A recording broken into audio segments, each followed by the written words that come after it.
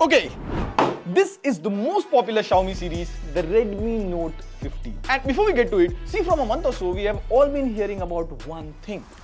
RAM and storage prices are going up. Smartphones across price ranges will get expensive. And guess what?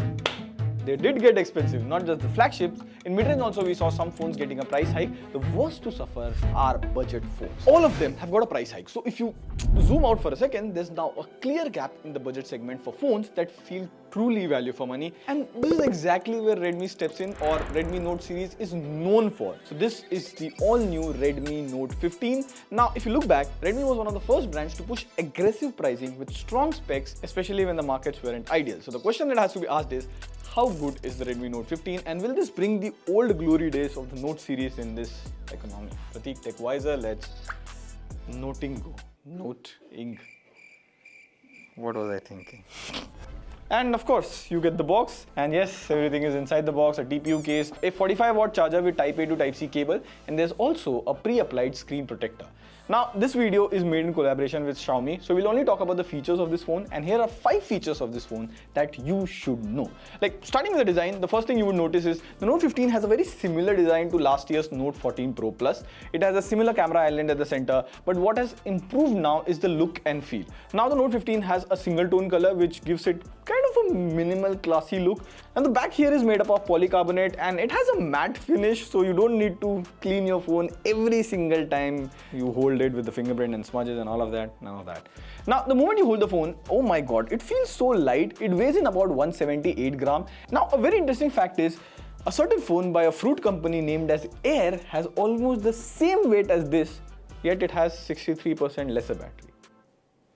Now, jokes aside, in terms of build, the Note 15 has an IP66 rating, so for those accidental water splashes, the Note 15 can handle all of that. And just like other Redmi Note series, you still get an IR blaster, so you can control your AC, TV, anything that works with a remote. Now, coming to the part that all of us keep staring the most every single day, display. The Note 15 comes with a 6.77-inch Full HD Plus curved AMOLED display.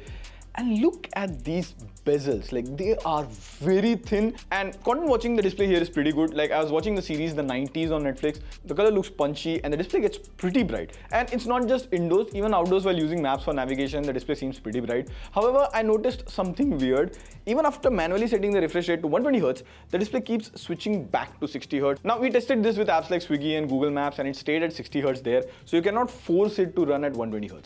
The Note 15 also has an in-display fingerprint scanner and it unlocks the phone quickly. But none of that matters if the phone lags while you're using it. Which brings me to the performance of this phone. So it comes with Snapdragon 6 Gen 3 processor. Now we ran the AnTuTu benchmark, which gives an overall score to the phone. So it scores around 6 lakhs. We even ran CPU throttling test to check for overheating. And the graph here is as green as Aether stocks. Not a stock recommendation. Now, is the story same in real life performance as well? So the other day I had to discuss a video with Shobik, so I had Chrome and Slack open in split screen while being on the video call in the pop-up on WhatsApp.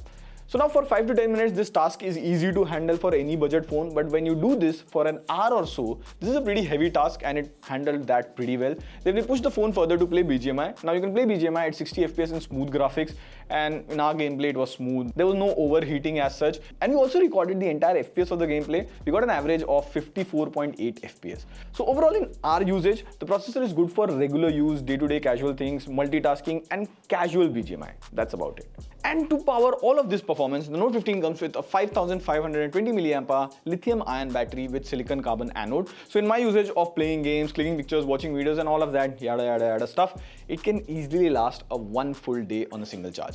And speaking about charging, it supports 45-watt fast charging, so it takes about 45 minutes to top up the phone as well.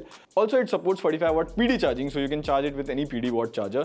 And there is also 18-watt reverse wired charging support. Usually you get only 5-watt output with other smartphones.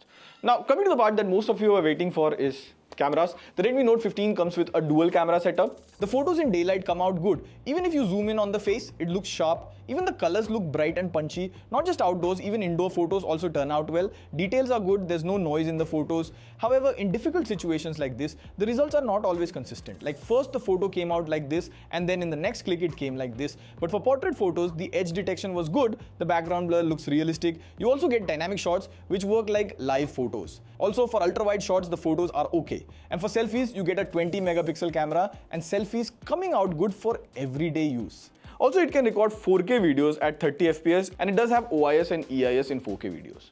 Now, before we get to the conclusion, let's quickly talk about the software. It comes with Xiaomi's HyperOS 2, which is based on Android 15. Android 16 is yet due. And speaking of the software experience, it's decent overall. You do get AI features in the gallery like AI erase and AI bokeh, which lets you remove objects or add background blur to photos. There's also a sky mode, which lets you change the sky in any picture after you have taken it. Now, even the app opening and closing animations feel smooth. However, there are third-party apps pre-installed. There's also Glance. You can uninstall all of those apps easily. In terms of software update, the Note 15 will get 4 plus 6 years of software update. So this was pretty much all about the new Redmi Note 15. Now to answer the question, will the Note 15 bring the glory of the old Redmi Note series? Well, it seems like, see, in this economy, the Redmi Note 15 is a well-balanced phone around 20,000 rupees. It doesn't try to be flashy, it doesn't take unnecessary risks. In a market where prices are rising and value for money phones are disappearing, the Redmi Note 15 feels like Redmi is playing to their strengths. Not revolutionary, but sensible. See, in this chip shortage, there are two ways to launch the phone. Either you bump up the specs or keep the same specs but you go with a price hike, or either maintain the budget price and mindfully reduce the specs. And sometimes that's exactly what people want. 10,000 likes will do a best smartphone under 20 list with phones on deals, comparisons, etc. Let us know if you're into that. On that note, this is signing off. See you in the next video. Pew pew.